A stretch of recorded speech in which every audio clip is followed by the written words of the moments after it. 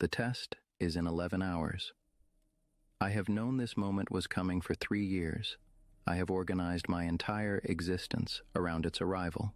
The people, the money, the arguments, the security clearances, the failures, the adjustments, the long nights that stopped feeling long because they were simply the texture of every night. 3 years of moving toward this morning, and now it is here, and I cannot sleep. 3 years of moving toward this morning. I keep thinking about a line from the Bhagavad Gita. I have returned to it many times in my life, the way you return to a piece of music that holds something you cannot name. Now I am become death, the destroyer of worlds. I read it first as a young man and thought I understood it. I did not. You cannot understand a line like that until you have done something that makes it necessary. I haven't told anyone this. Not Kitty, not Fermi, not Groves. But sitting here tonight, 11 hours before, we detonate the first nuclear weapon in the history of the human species. I need to say it out loud to someone, even if that someone is just the dark. I don't know if we should have built it. I know what I'm supposed to think. I know what Groves needs me to think. I know what the project needs me to think. I have thought it, publicly and on record, for 3 years. But there is a difference between what a man says and what visits him at 2 in the morning in a tent in the desert the night before everything changes. Now I am become death. He didn't mean it as a warning, you know. Vishnu says it to comfort Arjuna. He says, "Do not be afraid of what you must do. The universe is larger than your fear of it." I have been using it as a comfort too. I wonder tonight if I have been using it wrong. What we have built is, by any honest measure, a device designed to kill as many people as possible, as efficiently as possible. I am a physicist.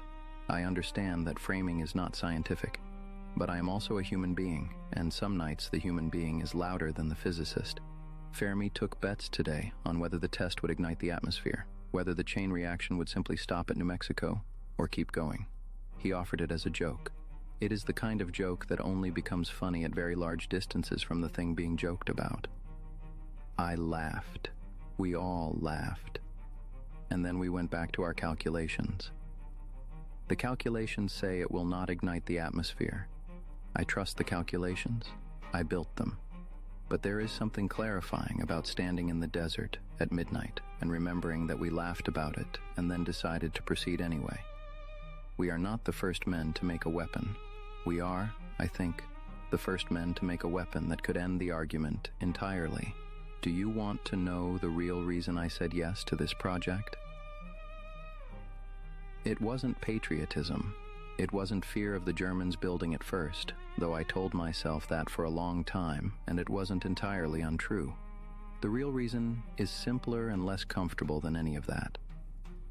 It was the most interesting physics problem I had ever seen, and I could not make myself walk away from an interesting problem. That is the thing I have to live with tonight. That the most destructive weapon in human history may exist partly because I found it fascinating. I was asked some months ago whether I had any reservations. The question came from someone who had the authority to stop the project and the intention to never use that authority. I said no reservations. That was not entirely true. But it was true enough to say, and I said it, and I would say it again tonight if asked. Because the alternative, saying yes, I have reservations, I am not certain, that answer ends careers. It ends projects.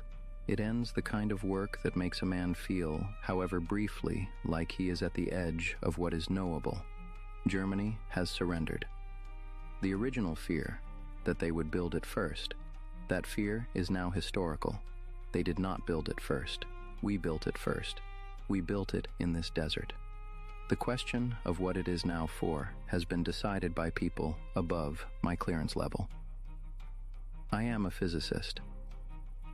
The decision of what the device is for is not mine. I have told myself this many times. It becomes neither more nor less true with repetition. I think about the men at the observation posts in 11 hours. Most of them do not fully understand what they are about to witness. Understanding a thing and witnessing it are different categories of experience entirely. In 11 hours, they will belong to a small group of human beings who have seen this. That group will be strange to live in, I suspect. We will share something that has no language yet. I walked out into the desert an hour ago. It is very quiet here. The kind of quiet that makes you aware of the inside of your own head. I stood there and looked at the tower. You can see it lit from here, a few miles out. And I tried to feel something proportionate to what tomorrow will reveal. I could not. I am too tired.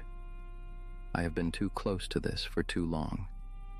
If you are watching this, wherever you are, whenever this is, I need you to understand something about the night before.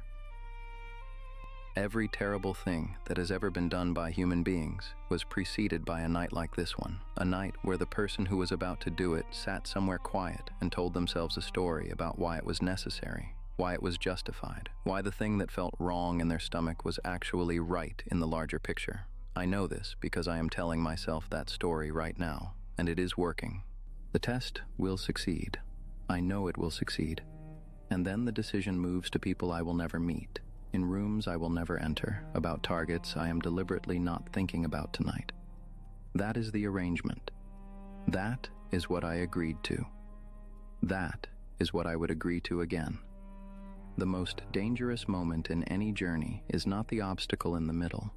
It is the arrival at the destination.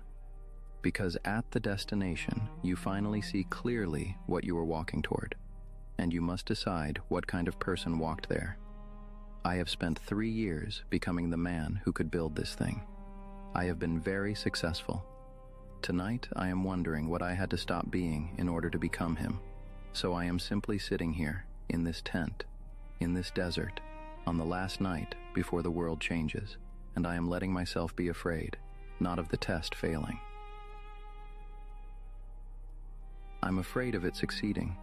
Tomorrow I will know what kind of person I am. I think I already know.